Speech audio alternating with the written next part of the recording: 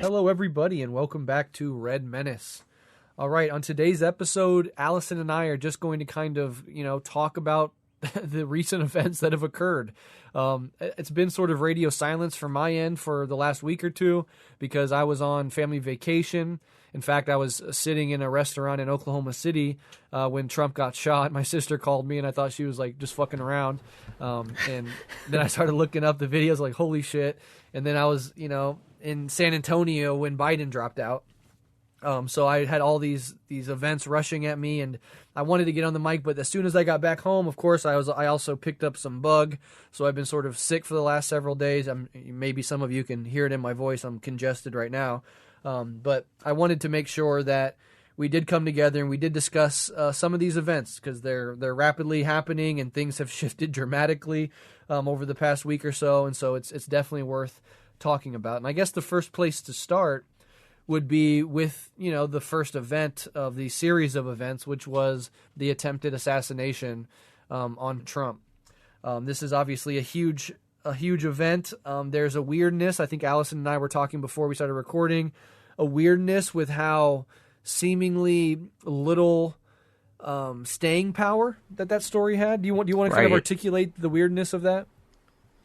Yeah, so, I think it's just strange. A assassination attempt against a president is pretty undeniably a huge deal from a historical perspective in most instances, and it just feels like there hasn't been that much impact from it in a lot of ways. I know immediately after, everyone posted that picture with Trump raising his fist, right? And was like, oh, this, cements the deal. But, even fascinatingly, polling hasn't really bumped in response to that, to indicate that it has given Trump a boost in any way. So, there's this just kind of strange cultural aspect to this, where it is this insane event. These things don't happen very frequently. And maybe partially because the news now is Biden dropping out, we've all just kind of lost sight of it and moved on to something else. I do think, part of it is I don't even know what else you can cover about it at this point. There's not much information about the shooter coming out right now. The right-wing media is definitely still pushing it more because they're very interested in, this idea that, perhaps the Secret Service allowed it to happen or that they failed to do something in some way. So there's a push there, but it's all just kind of a security lapse discussion rather than the broader discussion of why the fuck did someone try to assassinate someone, right? There's been very little impact as a result of it. And again, even on the polling, there hasn't been a huge impact in a way that just seems kind of strange and surprising given how rare this is. Obviously, in American history, there have been many political assassinations. It's not like they don't occur, but within the last several decades, not so much. So it is worth, I think, kind of thinking about just that weird, lack of staying power as a cultural phenomenon, which I think really speaks also to just the media inundation with always having to have some sort of news story. As a result of, many people have noted a fairly destructive 24-hour news cycle, something like this just doesn't really register for more than a week or two in a really interesting way. Yeah, I mean, the last president to have an actual, real assassination attempt on their life was Ronald Reagan in the 1980s, before I was even born. Right. So it is a huge deal, but I think you're exactly right with the media, the sort of spectacular, spectacle-oriented media that we have, not only the 24-hour news cycle, but social media itself, where news stories are so quickly metabolized that, pre-internet, pre-social media, an attempt on a president's life like this would just be the story for weeks on end. And now, because things are happening so rapidly, everybody can come out and comment on it immediately, that there is a sort of a quickening. And it's not just relegated to our media consumption. It gives us a sort of manic and frenetic feeling overall. It feels like history is speeding up, or that, nothing is ever at rest, that we're constantly shifting from extreme event to extreme event to extreme event, which is just sort of exhausting and disorienting in its own right. I don't think there's obviously any conscious, intentions behind that. I think it just really is a product of modern media. But I do just sort of have a question mark about where this stuff leads, and just this sort of unnerving element of how quickly people, not that I personally care about Trump or anything, but just right. any event at all is metabolized so quickly. It's unnerving how quickly we adapt to things. and move on. I was shocked at how quickly we just sort of metabolized, the global pandemic or, brand new wars or, things just are happening so quickly and people just very quickly accept them, comment on them, and move on to the next story. Of course, Biden dropping out a couple days later certainly shifted the media focus, and it was a, comparably big story, but it just sort of is interesting. It has this feel of like the Vegas shooting. When the Vegas shooting happened, it was clearly the biggest mass shooting in American history, this horrific event, and then it just very quickly is shuffled out of the media narrative. We just don't quite know the details. I mean, we still are really blurry and confused on who the guy even was or why he did it. Conspiracy theories of all sorts abound in both cases because there is just a sort of lack of any real substance or any ability for our culture to focus on anything longer than 30 seconds. But it has that sort of vibe of like the Vegas shooting where it feels like in several years when all this has gone by that we'll learn some earth-shaking information about it. Yeah. But the time will have passed, so its relevance won't be as salient.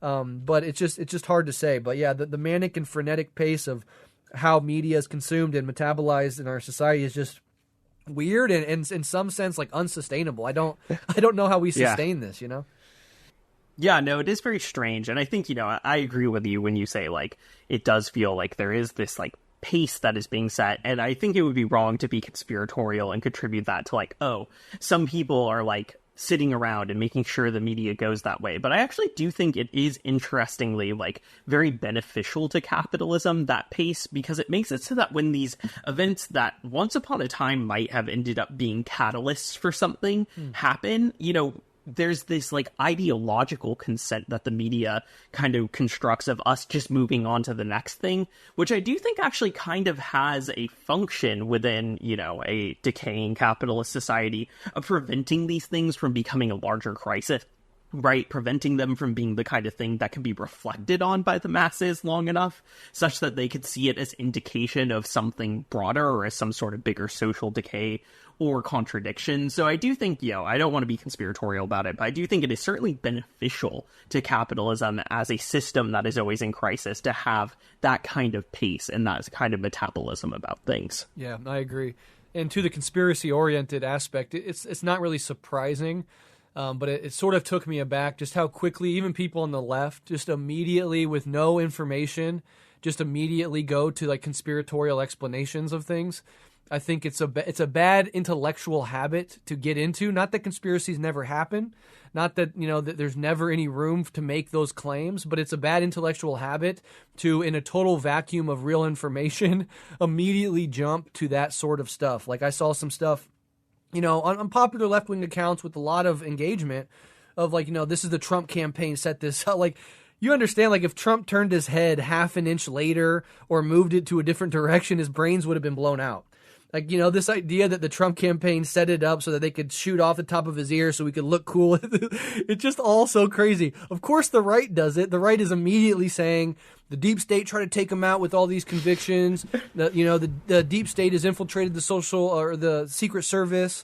DEI and letting women Secret Service members into Secret Service is part of the reason they were like, it immediately goes into this misogynistic, right. The women weren't able to protect the president sort of weird shit. And then, just snowballs from there. And I expect that from the right. I was a little surprised to see it on the left. But one thing that might have changed this sort of hyper manic and frenetic metabolization of this story would have been, of course, if he hadn't turned his head and he was killed. And you were just talking about how it sort of serves the status quo in the sense that it's really hard to react to anything in any real way because things are moving so quickly. What would have happened if Trump was killed? How would his constituency, his base? I mean, there's a deification of Trump in some elements of society that would really freak the fuck out, I think, if that happened. And so maybe that would have changed the pace, and maybe even the Biden dropping out story, maybe one wouldn't have happened, or two wouldn't have been, relevant enough to overshadow that story. So it is an alternate timeline where Trump didn't turn his head, and was put down, it would be fascinating to run that simulation and see how that would have actually played out. Yeah, no, I think that would have changed things significantly. And one thing I do want to say on the conspiracy side real quick is like, the thing that I think is really important to push back against too with this isn't just the like idea that like things can be false flags or things can be hoaxes or that intelligence agencies can be involved in things. I don't like inherently want to push out those ideas, but to instantly within minutes propose those is just a full violation of the Marxist idea that you have to investigate something in order to speak about it, right? Yeah. Like, you're not basing that on anything. You're not basing that on anything other than an impulse and an instinct that you've become attenuated to. A vibe. So I know, exactly. And I know, like, Parapolitics Twitter probably thinks we're feds because they think all podcasters are feds. So, like, there's nothing to be done there. But, for those people, the thing that I really come back to is it's like, I don't even disagree with some of your central claims that people can be too credulous about the operations of, like, federal agencies domestically, but you have to show something for that, right? If you want to make that case, you have to present some sort of evidence for that. And I think you kind of, give away the game maybe a little bit too easily when within minutes, without anything to point to, you've already reached your conclusion, right? Like, that is a bad approach to epistemology and understanding the world regardless of who, utilizes it or towards what political end. Yeah. And when I said it becomes a habit, it's just like, it's not just one thing that they turn to and like, okay, I'm very suspicious about this event. It's every event. Every event is almost immediately framed by this sort of thinker as a psyop, as a false flag. And what that actually does, I think, is it disempowers people. It makes people feel like there are elements in control, in such a high degree of control of events and of society that are so obscured and so much in the shadows that there's actually really nothing we could really do except scream about it on Twitter. Like, there's no organization to confront. There's no person. There's no movement that we can amass to take on these shadowy figures. They're just like this like almost omni-powerful elements in the shadows, puppeteering every event that happens in society. And that's not only anti-Marxist in the epistemological sense, but I think it actually functions to make people hyper-paranoid and to disempower them, because it feels like if they can just orchestrate every event, if they can control every narrative, then we really are completely powerless. And so that's kind of one of the side effects of that sort of thinking that I find incredibly harmful over time. Yeah, I think the paranoia is like a key bit, right? You can take that to a point where it is fully paralyzing, where all you can do is post on Twitter. Although even some people then reach the point where they're too scared to take even that action. So, it can go quite far. And yeah, I just think it's frustrating because I just think Marxism, one of the difficulties of it is that it does have a complicated epistemology about how we analyze situations, and you don't do a service to it by being lazy with whether it's like, very impulsive conspiracism or, any sort of error. You actually have to take time and investigate situations. And obviously in a situation like this, it's complicated because we in the public don't know all the facts about what is being discovered, but that's not an excuse to just generate new ones, right? Right. And there's an argument to be made of an Occam's razor sort of approach where it's like, we live in a country of 360 million people, almost everybody of whom has immediate access to guns, and we have a mental health crisis where many people are incredibly alienated, depressed, suicidal, psychotic in various ways, and that, given enough time and on a large enough time scale over many years, this was bound to happen. And then you have a media environment where both sides are framing the other as a threat to your very existence, to the future of our country, etc. And so, these events can also just happen. There are certain events in history that I'm very skeptical of. The JFK assassination, I have no hard conclusions on it. I raise many eyebrows. I am very open to the quote-unquote conspiracy version of that story. Like, I think it's very possible that could have been the case. But it just can't be your first instinct every fucking time. You got to think through it, and at the very least, you have to amass evidence. The reason the JFK thing, the reason the JFK thing is sort of appealing, or I'm very open-minded to it being a conspiracy, is precisely because of the amount of evidence pointing away from the official narrative and towards all these other ways in which things were obscured and hidden and all of that stuff. So just at least wait for evidence and compile a convincing argument before you just immediately knee-jerk move in that direction. So absolutely. But yeah, we might find information out tomorrow that sort of, elevates those theories to something more likely, and we might have the opposite. But I think you have to remain epistemologically agnostic until you get any actual substantive evidence. Right. All right. Well, it was fucking crazy, though. It was a crazy-ass situation. Yeah, it's a wild thing to have happen. It was so crazy. And, again, it's just we're talking about a matter of centimeters, taking the timeline in two very different directions.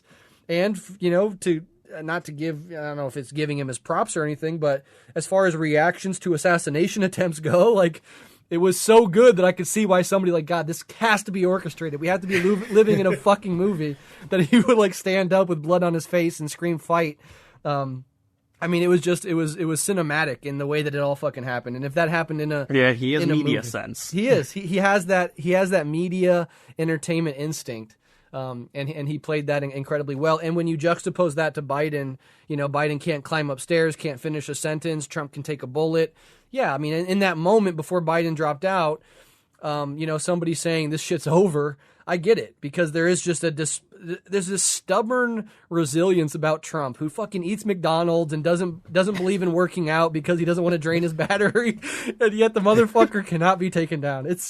I don't know. I kind of felt, and maybe I'll regret saying this, but there's a little tinge of damn, imagine if we had a hardcore socialist anti-imperialist leader that could fucking that had that sort of toughness or something, that could take a bullet like that and stand up and respond. I understand why people who like Trump fucking fall in love with him and love what they saw there. Absolutely. That just confirms every, thought they had about Trump being this historically ordained figure. Marco Rubio and Tucker Carlson, they all immediately come out and say, God protected Trump. They never mentioned the person who caught a bullet in the fucking head, a father who, is dead and his family just lost. God didn't protect that guy, but God protected Trump because because God wants Trump to save the republic or something. It's just, I don't know. It's fucking insane. The whole thing's insane. No, it is insane. And again, that's what's so weird, right? Is I do think, you can see what the Trump supporters see in that image, right? But what's weird is that it hasn't impacted polling outside of them, that's right? True, yeah. It didn't have that impact on so much of the population, which I think is very different than what people anticipated. And I find it hard to explain because it is a very powerful image in a sense, right? But it just, the numbers are saying that it hasn't been that significant. Do you think it could just be simply a matter of Trump and Biden being such known quantities that people's minds are so firmly made up that even something as drastic as that isn't going to shift polling in any substantive way? Yeah, I think that's a big part of it. I think the people who are on the fence are probably not people who like Trump for his strength, right? They're probably people who dislike Biden. And so that's probably less persuasive for them. But it's hard to say. It's very weird that it hasn't moved the needle more, in my opinion. Absolutely. Yeah. Well, do you want to talk about Biden dropping out? Because that was an interesting thing. Of course, that took over the entire media narrative. And there's just this... immediately, even with that, there's conspiracy theories about, who posted it to his account. The right was saying for several days after that Biden was actually dead, and that, some staffer put up his resignation and everything. And then Biden comes out and is seen publicly, and they're like, okay, just forget it. But we said that for the last 4 days. But what'd you make of the Biden dropping out, and what do you think was ultimately the thing that forced that event to happen? Yeah, so, it's an interesting thing. So I think I have been following, the back and forth about whether or not he was going to drop out pretty closely for the last couple weeks. I've really been reading quite a bit of the back and forth, all the incredibly boring Axios articles that they put out to this anonymous source says this, And my kind of thought was that it was very likely that he would back out or could potentially get conventioned. So I'm not extremely surprised by it. I do think the question of what caused him to back out, is an open question here, right? One of the impulses that I've seen on the left is to kind of want to attribute it to left-wing pressure, right? So there has been this desire to say, the uncommitted campaign is, what did it. I definitely think the uncommitted campaign probably had a part in convincing the donors that this was not a viable path forward.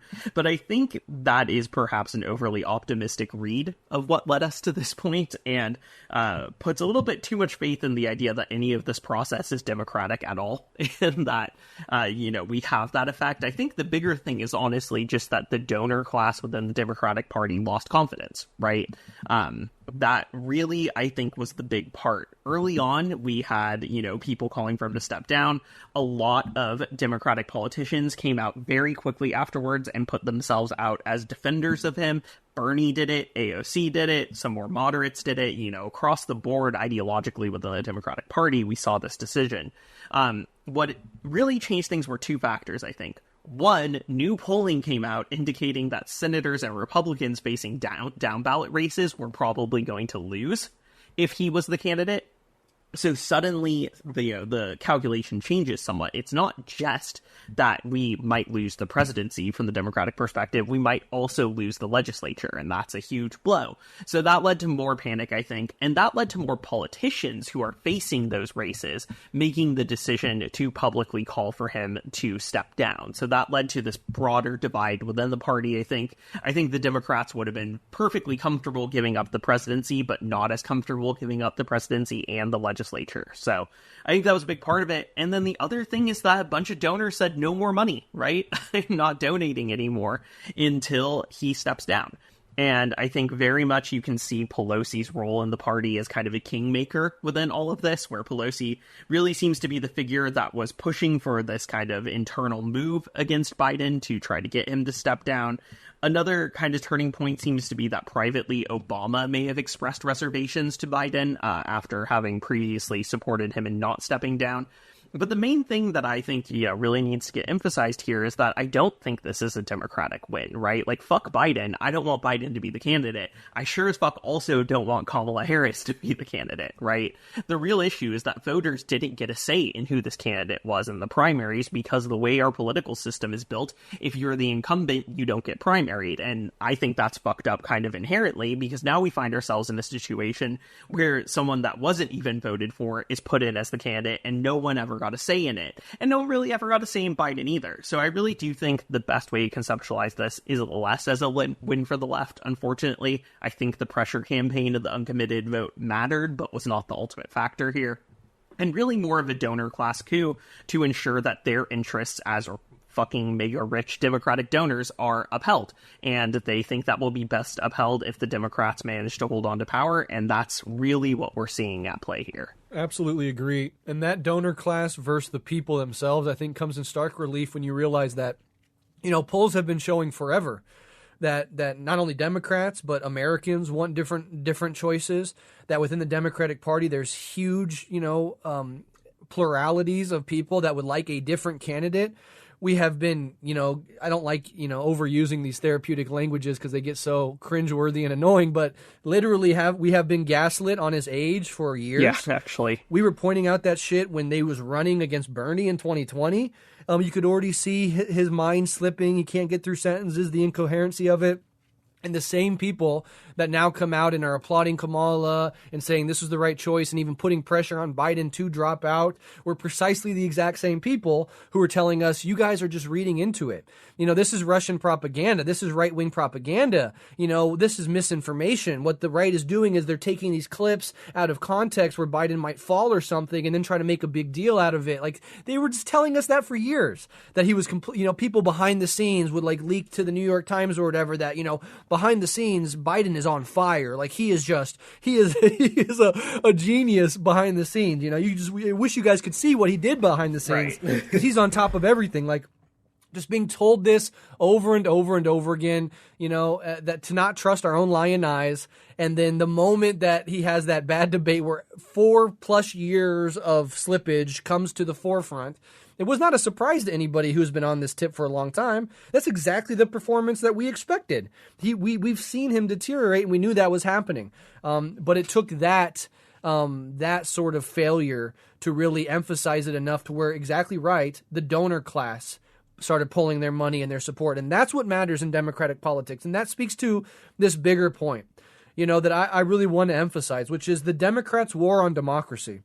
at the exact same time, they're telling us that they are the protectors of democracy, that if you don't vote for their candidate, then we're going to lose democracy, which, as a side note, if you can only pick one person in an election, or else we don't have democracy anymore, we already don't have a democracy.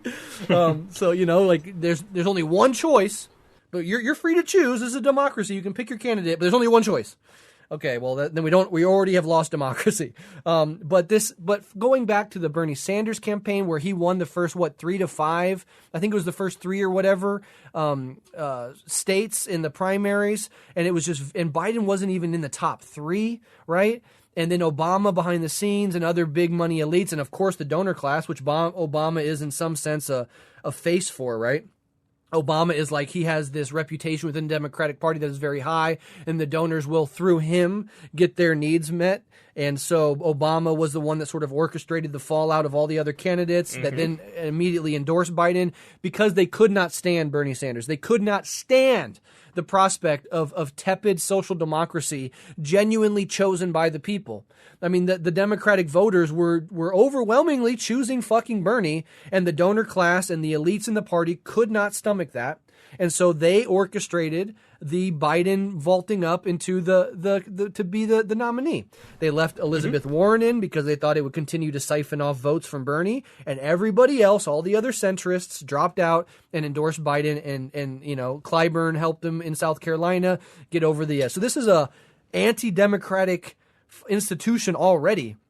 And then we come up to this next year. They're telling us everything depends on this election, right? We're going to lose everything. We're going to lose democracy. We're going to have fascism. It's so important we win this election. But by the way, you don't tell us who we're going to put up against Trump. We're going to put this losing, senile guy with historically shitty polling.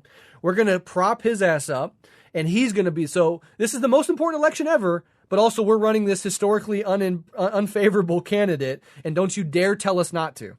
And so there's already, we're not doing primaries. We're not having debates. We're not letting anybody else have a shot. We're going to, push off any other third-party candidate, or even, figure like Marianne Williamson trying to run within the party, completely shut her out, vilify her. Absolutely not.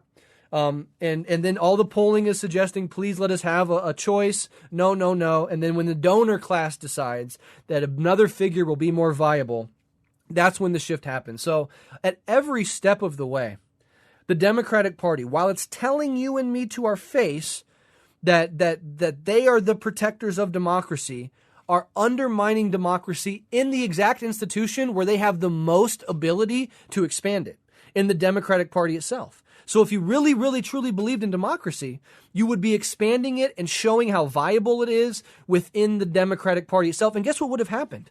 We would have never been in this position in the first place. We would have never had Biden. We would never have had to deal with the senility of Biden. We would never have had the donor class just coronate Kamala, because even Kamala's pick is undemocratic. Like Kamala could never have won an open primary to earn this position in the Democratic nominee for president. She doesn't have the charisma. There's all these concerns about her as a prosecutor in California. She's weird. It was always a thing. Like, now all these people are coconut pilled. But before that, it was like a joke. It was absurd that she cackled all the time, and she said these completely empty platitudes. Like, she had no charisma whatsoever. Nobody was stumbling over themselves to vote for her. They're trying to shove her down our throat as if she is like this historic figure based on identity politics alone. The first black woman, the first, Southeast Asian, blah, blah, blah, blah, blah. These identity politics are all they have left. But there is only one way that Kamala could ever have been vaulted to this position, and that is through the total dismantling of any semblance of Democratic input. She was picked unelected by Biden as the VP, and then coronated by the donor class without any competition. And so this is what we are seeing. This is what the Democratic Party is revealing itself to actually be, which is anti-democratic to the core. But I think this is like kind of the new norm, because the Democrat elite and the donor class, they have this sense that. And it was really, the fear of God was put into them through the Bernie campaign, which, again, just tepid social democracy. Not even anything militant, not anything crazy, but they couldn't stomach the possibility of a Bernie Sanders. And so they've been dismantling democracy. They're trying to work around democracy. And I truly think that this contradiction is going to remain, in the sense that the elites are going to have to continue to do this anti-democratic processing where they get their preferred candidates in positions where they can continue, or the Democratic Party apparatus itself has to be broken, and there has to be a bottom-up flood where that whole, the donor class itself is defeated, opening up the party to bottom-up actual constituent power. But this contradiction can't hold. But this is what they're going to try to do. They're going to try to undermine democracy. They're going to try to weaponize identity politics, and they're going to try to force down our throats corporate candidates that serve the donor class, while telling us at the same time this is incredibly socially progressive that we're doing this. Right. And so Right. I think we have to keep an eye out that this is not going to, there's no normal we're returning to. This is now a deep contradiction within the party itself, and it has to give one way or the other eventually. But the elites have all the power, they have all the money, they have all the influence in the corporate media, and so they're going to try to hold on to this shit as long as possible. And shoving Kamala down our throat is just another step in that road, No, absolutely. I think that, the no back to normal is the important thing to internalize, right? This is actually an exceptional thing that happened, and it's exceptionally fucked up, but that's the thing, is that it is not going to be an exception for long, right? Now, a stage has been set to have, again, internal kingmakers within the party like Pelosi get to make these decisions absent the pretense of Democratic input. And, Pelosi has been doing this for some time, right? This is what the whole refusing to let have Feinstein step down thing was to make sure that Pelosi could get her friend Schiff into a position within the legislature, right? So it's not new, but this definitely is the biggest kind of stage that we've seen that play out on, and it is fairly horrific. And one thing that I do really want to just say is, I can't speak for you, Brett, but I imagine we're on the same page. Fuck Kamala Harris. She's just as bad as Biden. Realistically, I don't think this is a huge improvement from any perspective. She's not senile, I will give her that. But the genocide that is unfolding is not going to change. There's not going to be a significantly more progressive domestic policy either. I think people have kind of tricked themselves into that in a way that I find very confusing. And there's this kind of frustration that I know I'm feeling, at least, where I'm seeing how people on the left talked about her during the primary where she actually got to run in 2020. But, those same people seem to have almost memed themselves into supporting her. Yeah. In this really strange way. It actually is kind of wild watching the coconut pill memes kind of being cope, right? They are kind of a way of coping and forcing your, creating the ironic distance into supporting her in a way that is really wild to see. And I get where that's coming from. I guess I think there's this profound fear that people have of another Trump term, right? Part of that is, all these talking points about Project 2025, all of these other things that frame another Trump term as very much an existential threat. And so I think in the light of that, people have used these memes to create the room to be oh, I'm ironically supporting her, when it really is kind of this desperation thing.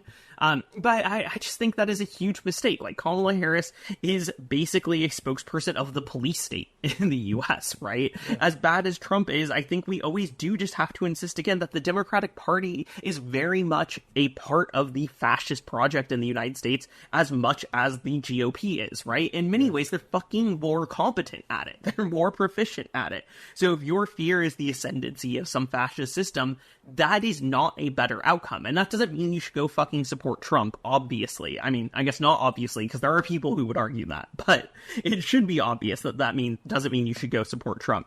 But this weird, memeing ourselves into supporting the replacement who was an undemocratic pick from the first place, who is still a centrist candidate, who still represents the police state, who still represents, the weaponization of the legal system in the U.S. for class dominance. It's just a really sad and pathetic thing to see, and I really think needs to be pushed back on, very clearly. Yeah, absolutely. And, a couple other points I just want to add on top of that. One, there is this sense in which, there's these people from Biden to Harris to Buttigieg to Klobuchar. They are sort of empty suits. They're pure opportunists. They're also fucking morons and careerists. And there's something that's very useful about that sort of person to the donor classes, because there is no sense in which these people have any real ideology other than their own advancement. There's no sense in which they're going to threaten any status quo, because that status quo has vaulted them to this position. And so these are incredibly safe candidates for the ruling elite, for the corporations, for the billionaires, for the donor classes. And I think Harris fits perfectly in this archetype of this sort of just, empty suit. There's no substance there. And in order for there to be a figure in either party that comes up to really challenge the status quo, there has to be ideology, there has to be a mass movement, and there has to be a willingness to make enemies.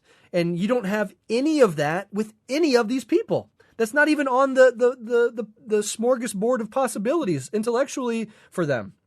The other thing is, I was talking earlier about how, they can't allow democracy even within the Democratic Party itself, because what is actually happening? What are they so scared of? It's not just Bernie Sanders' tepid social democracy, but they seeing this shift, especially amongst younger voters, of stuff like, we want universal health care. We want an end to Israel aid. We want higher taxes on corporations and the rich, more regulations. We want action on climate change. We're talking about all this debt and all the spending and all this. We want huge cuts to the Pentagon. We do not need to give $1 trillion a year to this war machine, this military industrial complex. But of course, all of those interests that would be infringed upon if that element of the Democratic Party actually had a democratic say are in direct contrast to the donor classes and their interests. Because these are Fortune 500 companies. These are billionaires. They don't want higher taxes. They don't want universal health care. They don't want the military industrial complex to be impeded on. They certainly don't want, aid to Israel to be cut off and us to have a hostile position towards Israel. And so they have a deep, deep material incentive to prevent that at all costs, even if that means hilariously and ironically throwing out democracy itself while they're telling us that they're doing it. And then the other thing I wanted to say is that, AOC is just the millennial Nancy Pelosi. Like it so should be true. It should be very clear. That's the role she serves. She just uses the same empty, cringeworthy, boring appeals to identity politics that have been shoved down our throat since Hillary and before.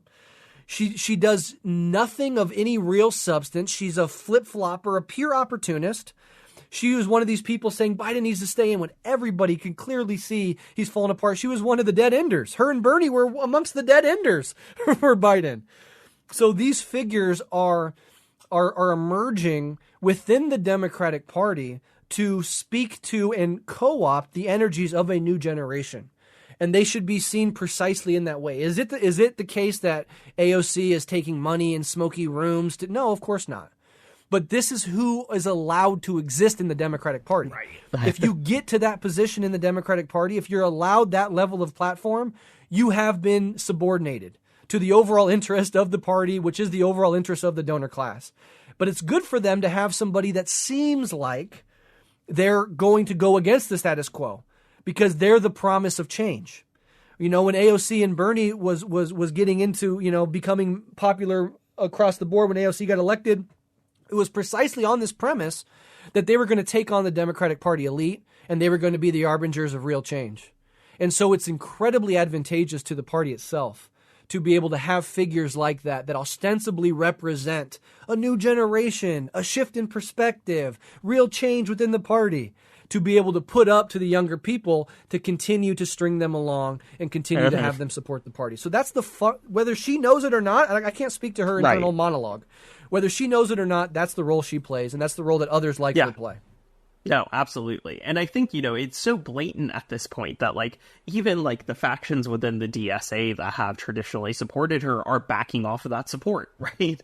The DSA has actually removed their endorsement, to my understanding. Things are just so blatant at that point. And I think it is just an example of how much opportunism really does just rot out, politicians in these ways. The Pelosi comparison is, so fascinating, right? Because she really does want to be the little Nancy Pelosi and position herself in the party in this really similar way that I think is honestly just kind of horrific. Yes. Yeah, it's pathetic. It's grotesque.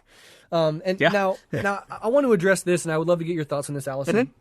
There's this element that could be launched our way of, this stuff is ultimately just, there's just self-defeating. There's nothing we can do. There's no hope. Both parties are, completely, unsalvageable.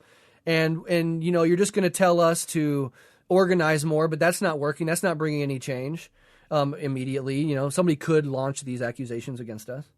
And so I kind of want to grapple with that. Because I mean, W.E.B. Du Bois even said this. Let me find the exact quote, because I actually just saw it today and I found it fascinating.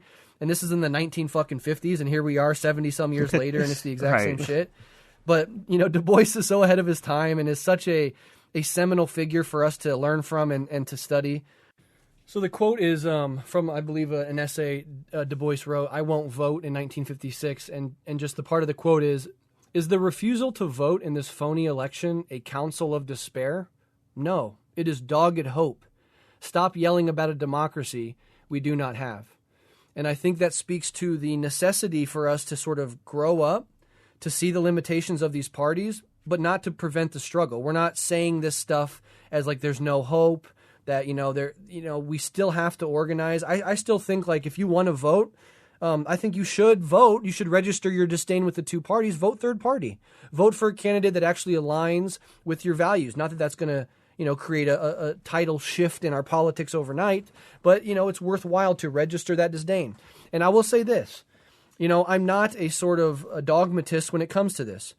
If there was a caucus within the Democratic Party that was socialist and anti-imperialist, just working class economics and anti-imperialist for foreign policy, like the Freedom Caucus or what the Squad could and should be, that was actually willing to make enemies within the party, to gum up the works, to fight against the elites, to point out the hypocrisy within but there are Democrats in the party itself, I would 100% support that caucus. Because I think it would be playing a vital role in the electoral realm, where, unfortunately, for now, most Americans sort of completely see politics as being. Like, the realm of politics is the realm of electoralism. And that's true for hundreds of millions of Americans. And so to have somebody on that front, whether that's a viable third party, whether that is a caucus within one of the parties fighting for the things we believe in, I would support those things. This is not coming from a dogmatist or a despair-oriented position. I think there is hope. I think it's precisely in the desperation of the elites that we can see that the emergence of hope. Change, I think, is coming one way or another. Good, bad, or ugly, change is coming. And we can see the system as a whole on both sides react to that emerging sort of gap between the interests of regular people on the left, right, and center, and the institutions that have been bequeathed to us through history that weigh on us like a nightmare to this day. And so I don't want to ever get in a position where it comes off as if we're actively discouraging any sort of engagement with any politics because everything sucks, right? What are your thoughts on that, Alyson? Yeah, I mean, I think quite the opposite. I think that we need to be very engaged in politics. I think I have leaned towards being more dogmatically anti-electoral generally. I think I maybe slightly softened on that to a level of more sympathy with Lenin's position in left-wing communism and infantile disorder, which, shout out, we have an episode on if you want to go hear his argument there. But, thinking about Lenin's argument there as well, though, I do even wonder, like, even if one is fully sympathetic to it, which I think I increasingly am, it's not clear to me how much it applies to the current moment. For Lenin, the reason to engage in electoral politics isn't even necessarily because you think that you're going to achieve anything in the electoral realm, so much as because it's a terrain of struggle where the masses are invested, right? Exactly. Like, you are, in a sense, meeting them there. And it's actually not even clear to me the extent to which that is true in the United States, right? Like, a high level of cynicism about politics is actually the predominant tone in a way that I think is quite distinct from what Lenin is discussing. I don't think the masses here see politics as a terrain through which their interests can be, really pursued, right? Or can be struggled for. That actually seems to be the opposite of the case. There's this overwhelming cynicism. In fact, I think, like, much of Trump's support is a product of that cynicism, right? Yes. They see him as, like, this anti-political figure, in a sense, which he obviously isn't, but that is how he's perceived. So I do wonder, even from that perspective, whether or not, the traditional Leninist arguments make a ton of sense here. If they do, let's say that they might. I do think that will never happen within the Democratic Party, right? I think the kind of caucus that you're talking about can't exist because the party is structured such that it never could. And I think, unfortunately, the failure of the squad, is really indicative of this, right? Their capitulation, they're being folded into the Democratic machine, into funding the fucking Iron Dome, with a couple exceptions. Like, they have not done a good job in relation to these things, in supporting the fucking IHRA definition of anti-Semitism being codified into U.S. law, right? Mm-hmm. There actually has been huge capitulation around these things, and I think that shows the ability of the party to take those kind of aspirations and turn them to its benefit over the long term. I will say, shout out, the one person like really standing strong really does seem to be Rashida Tlaib, right? Who I think really hasn't compromised on most of these things, but she's very much the exception, even within her own little segment of the Democratic Party. So I don't think it'll come through there. If there is an electoral game to be played, I think it is very much outside of the party, but then you encounter the other thing about the United States, which is that we don't have a parliamentary system, right? We have a system that kind of ensures that this two-party structure continues to exist, and many people have put an incredible amount of effort into trying to make a third party happen, and it continually hasn't happened. So it's not even clear to me that from Lenin's perspective of meeting the masses on a terrain of struggle that they're already engaged in, that, the third party approach works either.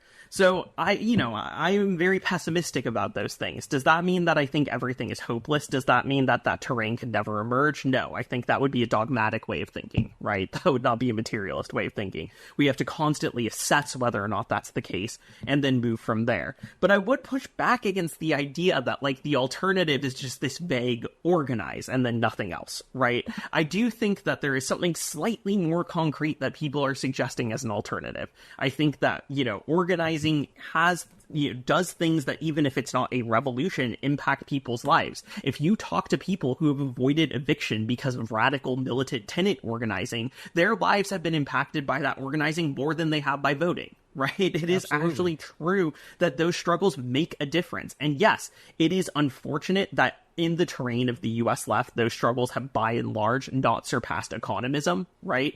That they have not surpassed, their own existing for their own sake rather than for the sake of a party more broadly. And that is ultimately one of our biggest failings, right, on the left in the United States. It's something that all of us have to confront and combat. But that doesn't mean that, these forms of organizing are worthless. They're worth something, even if only for keeping someone in their apartment instead of on the streets. And so these other forms of organizing, they do things. I don't like this idea that it's this endless, like, chasing things in circles, never going anywhere, never having an impact. I think I could point to you so many more people who have had their lives impacted positively by the types of militant organizing that the left is engaged in than I could people who have really benefited from the, voting for the fucking Democrats, right? I just kind of reject some of that premise. Yeah, 100%. And, I read a tweet the other day, I think it's from the Hampton Institute, that said a 10-day general strike, would do more than 100 years of voting. But of course that takes working class power at certain, pinch points, etc. But I think that speaks to your larger point that there are ways that you can confront the electoral system. To your point about organizing, changing people's lives, I want to give a huge shout out to my comrades, my close friends and comrades in the Omaha Tenants United, who just won a big fight against a corporate landlord in the Omaha metro area, made the local news and everything, for like 300 plus tenants in this huge apartment complex in Bellevue that just won they just organized a tenant union. So all the tenants came together. It wasn't just organizers coming in and trying, the tenants themselves took up leadership positions. They took up, the roles of doing a lot of the work, and they've succeeded, historically.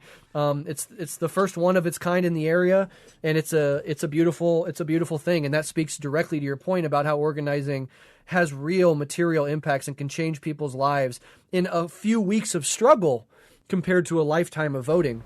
Yeah. And the other point of optimism is that it's not a lack of numbers, right? I think it was Malcolm X that said, it's not that we're outnumbered, it's that we're out organized. There are millions of people in this fucking country who want radical change. There are millions of people of all ages and all generations who would love to see a militant working class movement in this fucking country that took on both parties. And you said that, you know, people are very pessimistic about the system as it is, and they don't see any hope in the electoral system. Absolutely, they do not, which is also the prerequisite to, if that movement emerged, if those forces emerged, people would fucking love it. People would swarm to it. And yes, there are institutional forces that are doing everything they fucking possibly can to prevent the emergence of such a force. But the contradictions are heightening. The desire for change is completely widespread.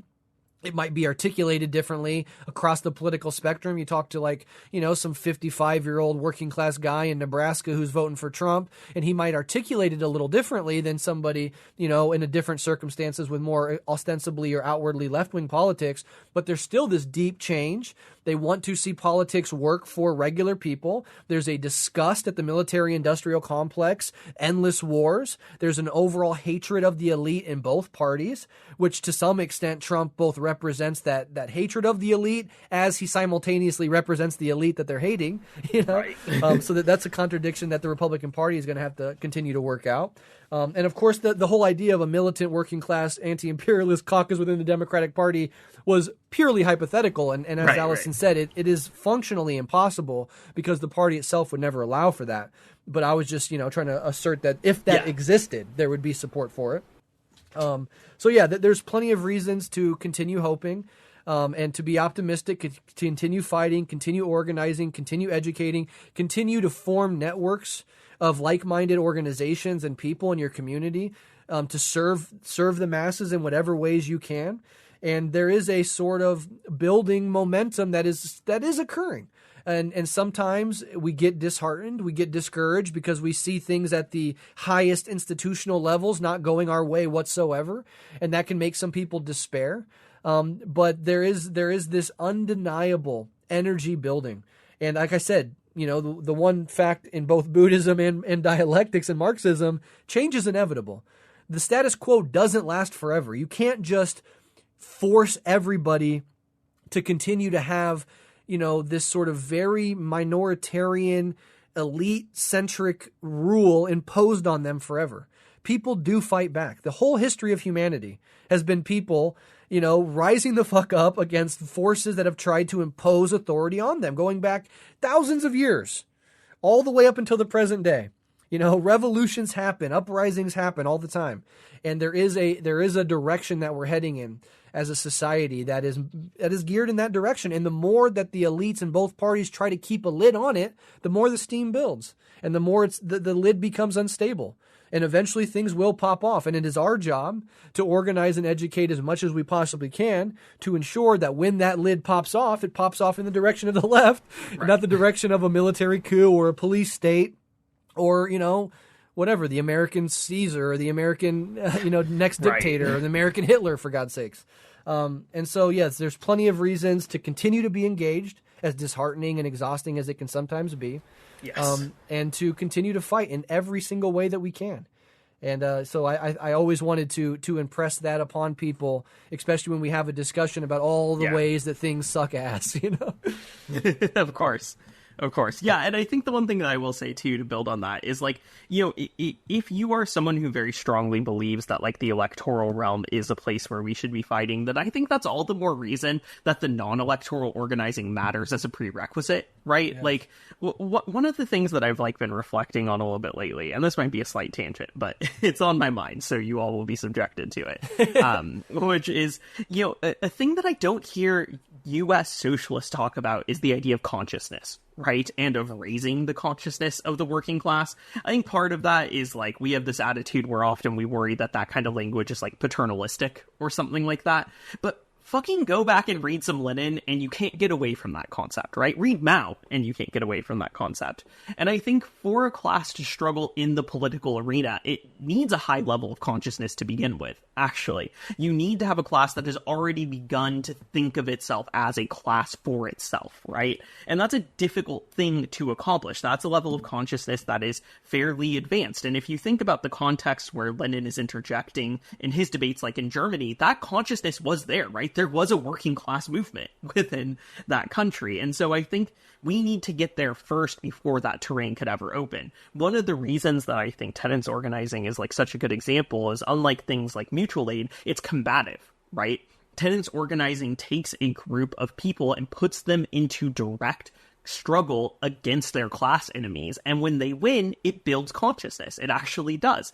And I think that kind of consciousness can then lay the foundation for these broader, more macro level strategies. But if that consciousness doesn't exist in the first place, then you're never going to have the ability to kind of have class interests struggled for within something like electoral politics in the first place. So I also, I'll say, like, I don't think it's inherently dichotomous, right? But I think really the question now is, what kinds of work can we do that build the interests of the class as a class and raises its level of consciousness? And I don't see voting for fucking Kamala Harris being the way you do that. Absolutely. And in the idea of building a class for itself, you have to think of all the ways in which the ruling class attempts to ideologically prevent precisely that. And one of the things it does is it will continue to sow as much division as possible amongst the working class to make you hate your neighbor as opposed to the ruling class elite. So the right is trained to hate gay people, trained to hate, college students, trained to hate quote unquote blue-haired lefties, right? And that keeps their hate, they're destroying the family, they're coming for you, Antifa's coming to your suburbs, right? That's how the right does it.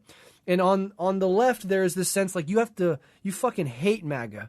Right, the guy on that's your coworker with the MAGA hat, that's your real enemy. Not Kamala Harris. Kamala Harris is on your side.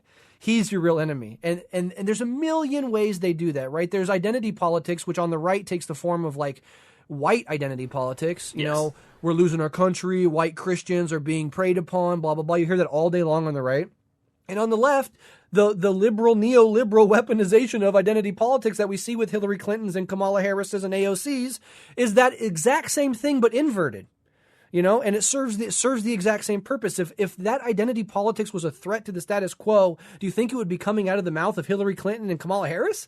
Abso-fucking-lutely not.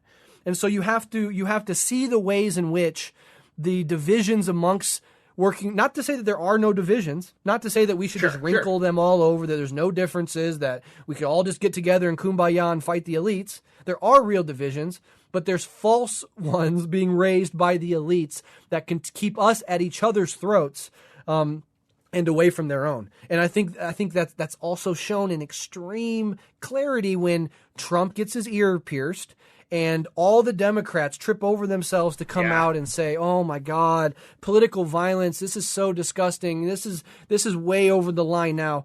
Killing the latest numbers coming out of some sources for the death toll in Gaza right now is over 180,000. That is some of the estimations coming out of universal agent or global agencies that are trying to track this stuff despite the difficulties. The idea that it's still 40,000 is fucking absurd. It's absurd. We're way over 100. That's not political violence. Going down the downtown area of any major city and seeing people that are in desperate need of treatment, of health care, of mental health care, sleeping in the gutters, sleeping on the street. That's not violence. That violence is acceptable. Kicking a single mom and her family out of their house and making them foreclose and sell everything they have and live in a hotel because she got cancer and can't afford the medical debt. That's not violence. But Trump getting his ear pierced, that's unacceptable. Why? Because when violence is aimed at the elite, even of the other party, they all feel threatened. And so they have to come out and denounce, okay, now you're aiming at one of us. Not that they hate Trump. Trump's the next Hitler, according to these people. But at the same time, oh my God, now we're crossing so many lines. This is unacceptable. but all the violence built into the system itself that just is grinding bones and blood and guts every single day to keep this fucking system operating, that's built in. That's totally acceptable violence. And so, that's another thing that has really been brought to my mind and many people's minds in the wake of that event. Yeah. No, absolutely. And I think, to touch on one of the things you said there too, is like, it's not that like contradictions in the working class don't exist, right? Getting on that, we're like taught by identity politics to hate different people and to really misdirect from the class. Obviously, contradictions do exist, right? Like, race is a contradiction in the United States, but those contradictions are worked out through struggle. Right? That is how we're going to overcome them. It's not through fucking representation, who's in movies or some shit like that. It's going to be people fighting alongside each other for their economic material interests in a way that allows for solidarity that transcends the conditions of those contradictions and also creates the conditions for understanding the differences in struggles that different people face. That can only happen through the kind of organizing that goes beyond fucking neoliberal identity politics. So it's not like those things aren't real. It's just like the way you resolve them is through the class struggle. Yes, exactly. And racism, it exists, but it's also always been fostered by the elite. There's always been an incentive for the elite to triple down. I mean, we go back to the early days of union organizing, the IWW, letting in, black workers for the first time. Like, this goes deep into the history of the United States, where racism was deployed as one of the many ways, but one of the most salient ways in which, working people were divided and taught to hate each other. And that's not to say that there wasn't real sentiments of racism or that didn't work on a lot of motherfuckers, and racism is absolutely fucking unacceptable. But the cure to racism is not to fetishize identity reductionism in the inverted neoliberal identity politics way. It's to say, hey, we all have different experiences. The black experience is a unique experience in the United States, given this very unique history. The immigrant experience is different, is unique. The white experience is different, is unique, right? We all have different backgrounds. We should strive to understand where each other come from, the unique experiences that identity does shape. But ultimately, class politics allows us to unite across identities for a shared goal that benefits us all. And, what would help trans people? What would help black women? What would help, any identity marginalized person in this society is, of course, fighting for their humanity and their rights, and also to push forward a universal class project that lifts all of them up, that allows them to have economic autonomy, which is core to living a dignified life and to having some semblance of power, or at least not having other people have immense power over you. Democracy and egalitarianism and widespread economic prosperity that is not, $1 billion over in this guy's pocket while this guy's sleeping in the fucking gutter, right? But to equalize that out and to make sure everybody has a decent, dignified motherfucking life, that helps everybody. And it also undermines a lot of the material basis that, can be used to foster divisions and racism and hatred of other people, because one of the things that elites, and especially reactionary elites, do is they're constantly training their underclass constituency to aim their ire at powerless people. Refugees, asylum seekers, immigrants, trans people with no power, LGBTQ people with no power. They're constantly pointing to them as the problem, as the thing that needs to be purged in order to solve all these problems. And if everybody had a decent, dignified life and had control and autonomy over their own life, that message wouldn't work as well. It's only in a state of precarity and fear and paranoia and downward mobility that those narratives become incredibly salient. And I think that is something we have to continue to keep in mind as both, factions of the elite triple down on this identity reductionism. Right. Yeah, and I do think, to add to that, I don't want to deny the existence of, material contradictions that exist on a colonial basis in the United States. I think we've always been very careful to indicate that we both believe that those exist, but those don't get resolved either. National contradictions don't get resolved either through neoliberal identity politics, right? Exactly. Those also have to take the form of a material struggle, and communism as a movement has always aligned itself with those struggles, right? And so the only path to really creating the possibility for that is still through communist struggle, right? That's what I mean when I say we will work this stuff out through united struggle together. That might mean recognizing that these contradictions go beyond just false consciousness, because I do think they do, but they also, false consciousness is a part of it. It's not like this isn't intentionally stoked, because the capitalist class is also the colonial class, right? Yes. You can't differentiate the two from each other. Absolutely. I want to read two quick quotes that I think speak to some of the stuff that we're talking about. One is, of course, Frantz Fanon, who said, quote, "What is fascism but colonialism at the very heart of traditionally colonialist countries?" And I think that's incredibly important because it weaves together, the emergence and perpetuation of fascism across the quote-unquote Western world with that legacy of colonialism, which I think is essential. And then if you're anti-fascist, you have to then be anti-colonial and, decolonial in that context. So Frantz Fanon is always, a wise elder continuing to lead us through the fog of our own time. And then it was recently, I believe, the anniversary of Michael Brooks's passing, his tragic passing at way too young of an age. And there's this quote that recently popped up on my feed from him. And this speaks to the need to speak to regular people and to try to build up that class consciousness that Alyson was just talking about earlier, while staying principled at the same time. Brooks said, quote, "We need a material analysis buttressed with a sense of humor and a recognition of human fallibility that connects the fight for a better world to the immediate interests of the majority of the population." And I think he does a couple things here that are really important. We need this materialist class analysis, this anti-imperialist, analysis that we're always pushing forward. But to prevent it from being dogmatic and alienating to people, there should be a sense of humility that we all have, that none of us have all the fucking answers, that we have to work together if we're ever going to be successful. There is no leader coming to save us. There is no one guy who knows everything and everybody else has to listen to him.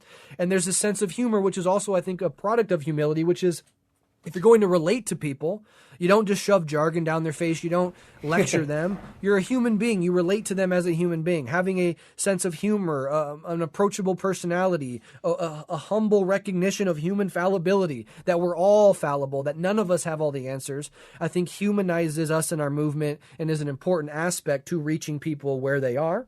And then he says this other thing where that connecting the fight for a better world. So, we are communists. We talk about a classless society. We talk about this broad, beautiful, long-term vision we have for what society could be, transcending and maturing beyond, the predatory phase of human development, class society, as Albert Einstein put it. We have to glue that vision for a radically different world, right, which is very different from the actual world that we live in. We have to glue that to the interests of the immediate interests of the majority of the population. It's not enough to say, here's our vision of the world that we would like to get to. Well, shit, the world that we live in is you're utopian, is what a lot of regular people will say. No, this is the vision for the world that we have. And here are the, concrete sort of demands and policy changes and moves that we would like to make in the here and now in our actual material concrete conditions that would directly speak to regular people's interest in the here and now. It's not enough to offer them a beautiful vision of what could be. It has to be glued to, okay, how does this actually help me and my family now though? And I think that is something that we can sometimes lose sight of when we get in echo chambers, when we're using jargon that all the other guys and girls in the echo chamber understand, when we're putting forward, these broad visions. We sometimes lose sight of, how do we connect that to a regular person's struggle to pay their rent, to get out of medical debt, to build a better life in the here and now, and then to work on that and build toward the future we want, which can't just be created like a sandcastle in the sky, but has to be built brick by brick by brick out of the actual situation we're currently in. So that is, again, another, a brilliant quote from Michael Brooks that continues to resonate and continues to be important. Yeah, and that is precisely why forms of organizing that bring people confrontationally into conflict with their class enemies matter, right?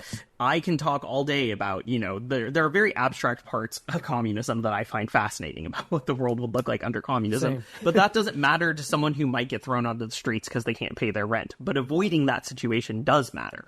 Right? Yes. In a way that is very concrete and makes it very clear what we have to offer. And I think we do lose sight of that because there is this unfortunate subcultural side of things that we can fall into very, very easily that often obscures those. 100%. And to cap that off, there's this story I remember. I've said it before, but a long time ago. I was at a conference many years ago. I think it was like 2017. It might have been the one that we were in Denver together. But there was a Philadelphia tenants union sort of panel, and they were speaking. And there was a guy on the panel who, was basically saying, like, now he's an organizer in the union and everything. But he was saying, he's like, I didn't, when these folks came to me for the first time, like, they didn't lie to me. They told me that they were socialist, communist, Marxist, whatever. I didn't really know what that means. I didn't really care. The important thing was that they were showing up to help me fight the shitty landlord and to save my family from eviction. And through that process, I started becoming curious and learning about these things. And then they activated a regular working class person that was not an activist, was not an organizer. They activated him to become an organizer in his own interest, in the interest of his neighbors. And that is precisely how you reach people, how you activate people, how you make people class conscious, is by doing that. And so that's another reason why I want to give a huge shout out to Omaha Tenants United. I'll link to them in the show notes. People can go show them love, follow them. And if you're in a city, if you want to start something up like this, I personally know the leadership of that organization, and I can put you into contact with them if you wanted to, get some tips on how to start a tenant organization, how to fight landlords, things to be on the lookout for, etc. The comrades in that organization are incredibly open to helping other people do similar things. So if you're at all interested, I'll link to that in the show notes. You can reach out to them on socials, and they will absolutely help you get started on that, because it's a beautiful thing to do that addresses people's material needs in the moment while building class consciousness and doing all the things that we talk about all the time on this show. Oh, yeah. All right. Well, do you want to end on a quick conversation about the protests with Netanyahu coming to the belly of the beast to ask for more money? Honestly, we can get into that in a future episode, probably. Okay. I think that's a pretty solid note to finish on. I agree. And I'll just give a shout out to the comrades protesting Netanyahu's visit. Of course. Jewish Voices for Peace, etc. Keep up the great fight. Nothing but salutes and love from Alyson and I. Yes, completely. All right, well, that's going to wrap it up for us today. Thank you to everybody who listens to the show, shares the show, supports the show. Love and solidarity. We'll be back soon. I write rhymes then rhyme, right? Yeah, that about sums it up. But while some of them get crunk, I get stories and truths. I share views. I see why I cruise shoes to Fox News. I see in CNBC. CNBC, rather shown. It's crystal clear without a PCS phone. POS is known for heart. Spit from the home, put it to music. Then let you download the ringtone. And from a broken home, stories are hard times past. And in a broken home, that ain't a breeze, it's a draft. Because the window's cracked, it's where the heart is. Broken or not, I won't turn my back. Word to Grace Stores, thanks for the room and support. Let me see that smile, you ain't gotta worry no more. We ain't gotta worry, we're tough and we can deal with whatever comes up. This is for those who can't pay the rent. Run out of toilet paper, find the Sunday paper, wipe your ass with the president. This is for them thugs who don't crack but stop because they saw firsthand what crack does. This is for all the artists who know their work is just a drop in the ocean but do it anyway. Hoping this is for everybody who carries the world's weight but stands up straight. Put a hand up, try to relate. And then we keep candles around the doom trials. Now it's not, so much for like prayer or anything. It's more for like when they shut the power off. Now, is it the money or the past dues? The switchblades and stab wounds. Why's it always gotta be bad news, huh? Why's it always gotta be bad? You choose one, some new shit or fix what you had. See, growing up I shook the bob around the poverty line. But wait, I got away with the bait. To this minute I'm dealing with night crawlers who rule my math. So what you think? New shit or fix what I have? I think of hooks, right lines and sync with the times. Get fished in, caught by the decline. I fought only to find I'm not right in the mind. I'm left, I'm fine, just not so fucking blind. Rather be forgotten than remembered, forgiven and refuse to lose my name like sin. Away with spirits, I am fear personified. No place to hide if you're locked in your mind, right? You ever feel like you got a closet to clean? You can't find the key, you look but you lost the damn thing? You ever feel you know exactly where the fuck it is but don't wanna see? Yeah, me too. I don't care where, just fall, right? I'm escape personified, drop the P from pride and hop in my car. Just drive far. I'm escape personified, drop the P from pride and hop in my car.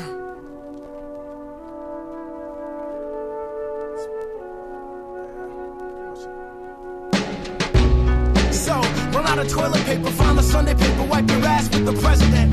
This is for them thugs who don't crack but stop because they saw firsthand what crack does. This is for all the artists they work is it's a drop in the ocean, but do it anyway. Hoping this is for everybody who carries the world's weight, but stands up straight. Put a hand up, try to relate.